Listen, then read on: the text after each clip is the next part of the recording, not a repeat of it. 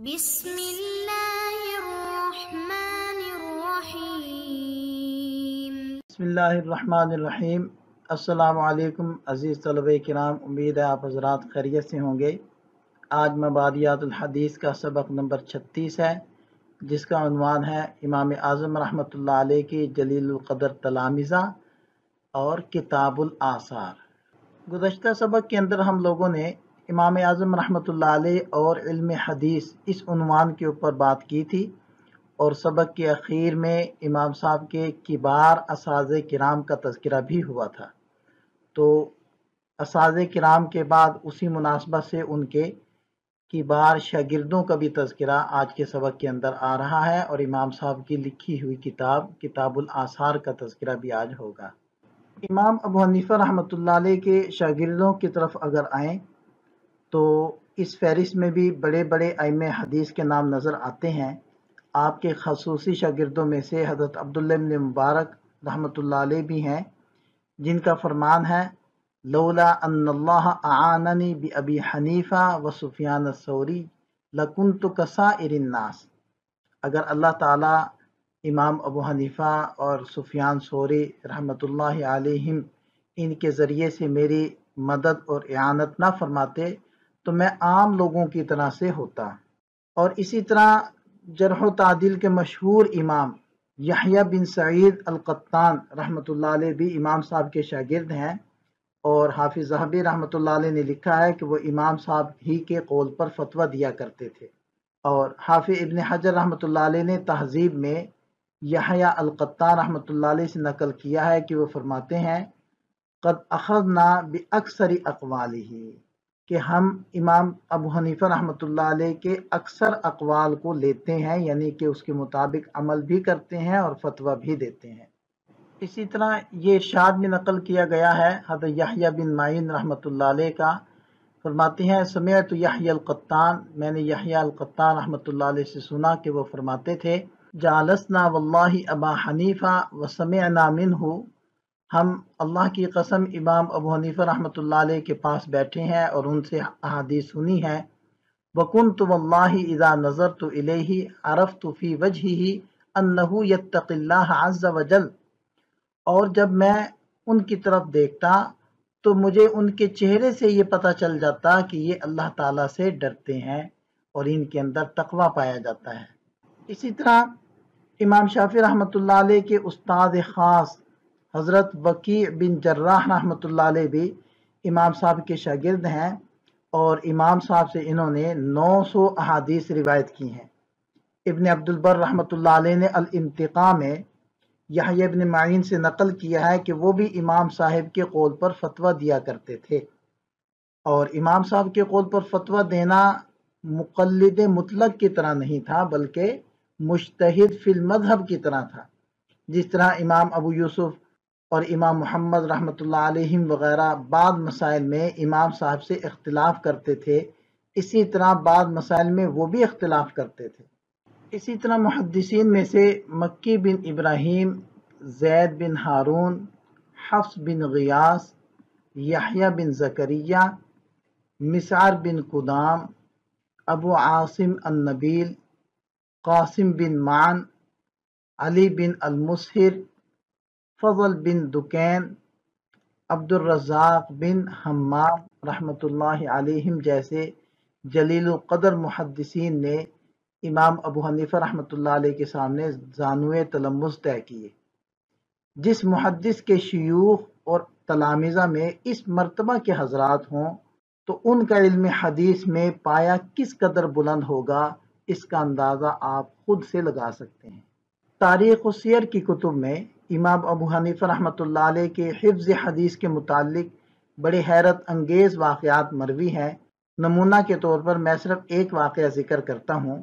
ملا علی قاری رحمۃ اللہ علیہ نے مناقب الامام الاعظم میں نقل کیا ہے کہ ایک مرتبہ ایک مجلس میں امام صاحب اور امام اعمش یہ دونوں حضرات موجود تھے۔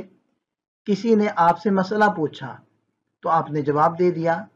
امام اعمش رحمۃ اللہ علیہ نے جواب سن کر کہا من این اخذت ھذا، آپ نے یہ جواب کہاں سے اخذ کیا؟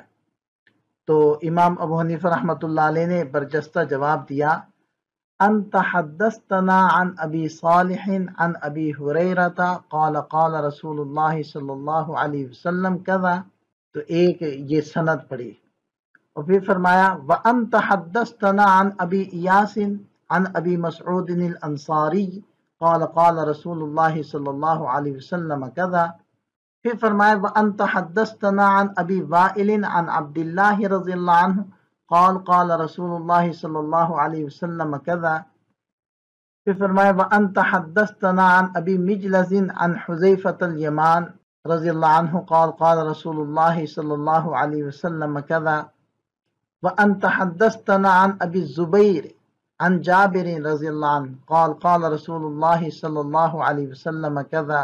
اس پر امام اعمش رحمۃ اللہ علیہ نے حیران ہو کر فرمایا یا معشر الفقہاء انتم الاطباء ونحن الصیادلہ.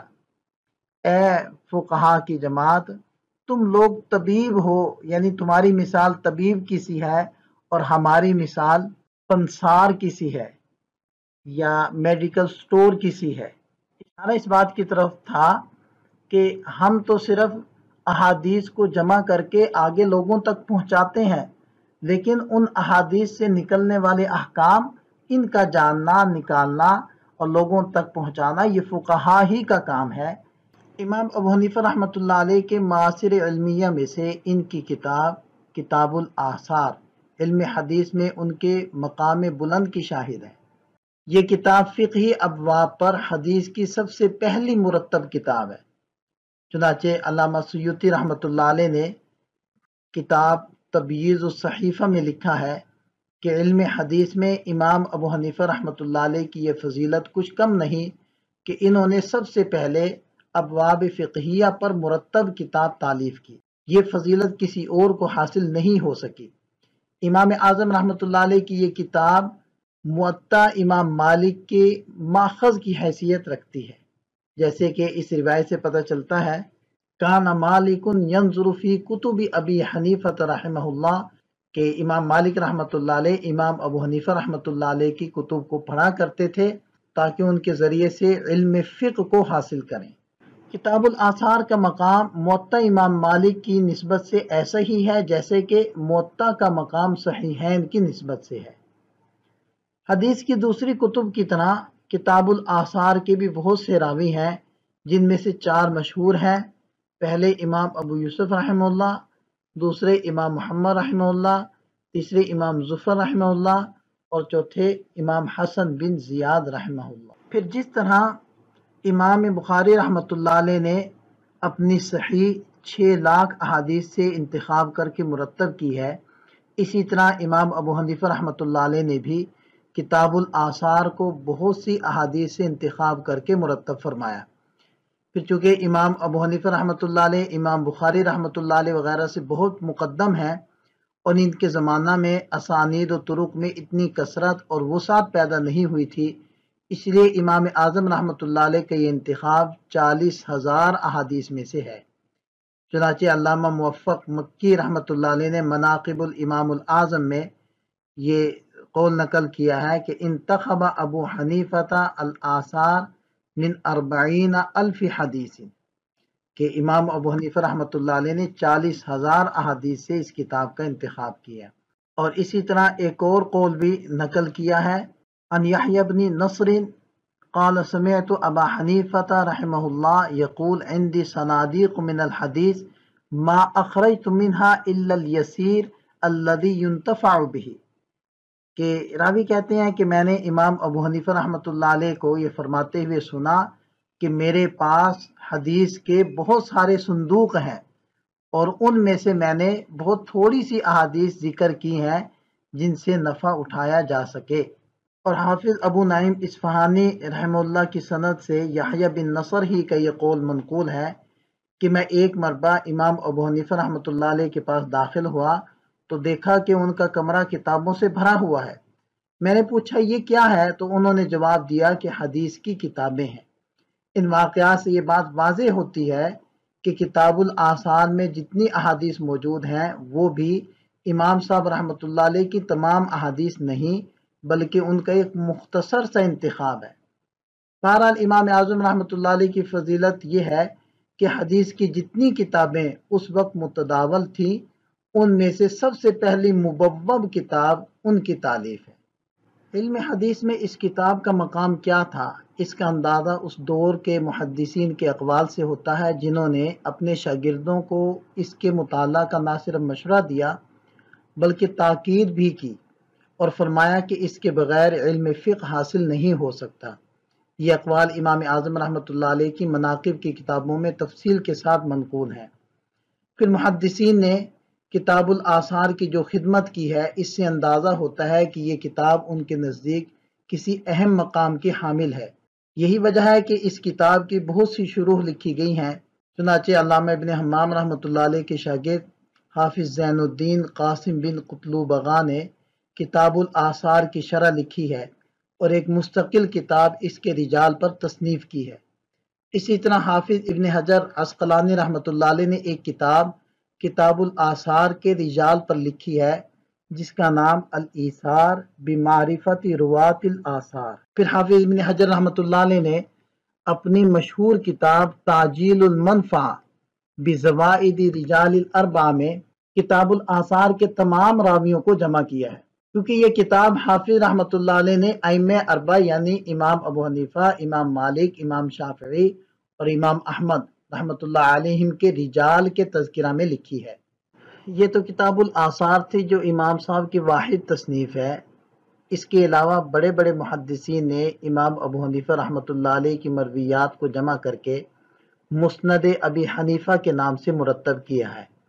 ان مسانید کی تعداد 17 سے 20 کے قریب ہے۔ مسند لکھنے والوں میں ابو نعیم اصفہانی، حافظ ابن عساکر، حافظ ابو العباس، حافظ ابن مندہ، یہاں تک کہ حافظ ابن عدی رحمۃ اللہ علیہم شامل ہیں، جو شروع میں امام صاحب کے بڑے مخالف تھے۔ بعد میں جب امام طحاوی رحمۃ اللہ علیہ کے شاگرد بنے تو امام صاحب رحمۃ اللہ علیہ کی جلالت قدر کا اندازہ ہوا۔ اس وقت اپنے سابقہ خیالات کی تلافی کے طور پر مسند ابی حنیفہ مرتب فرمائی۔ اس طرح مسند امام ابو حنیفہ رحمۃ اللہ علیہ کے نام سے 17 سے زائد کتابیں لکھی گئیں، جن کو بعد میں علامہ ابن خسرو رحمۃ اللہ علیہ نے جامع مسانید الامام الاعظم کے نام سے جمع کر دی۔ یہاں ہمارا سبق مکمل ہو جاتا ہے۔ آج کے سبق کے خلاصے کے اوپر ایک نظر ڈالتے ہیں۔ امام صاحب رحمۃ اللہ علیہ کے جلیل القدر تلامذہ کی ہم نے بات کی اور پھر امام صاحب کی اپنی کتاب کتاب الآثار کے اوپر ہم نے گفتگو کی۔ اللہ تعالی ہم سب کا حامی و ناصر ہو۔ ملتے ہیں نئے سبق کے ساتھ، دعاؤں میں یاد رکھیے گا۔ السلام علیکم۔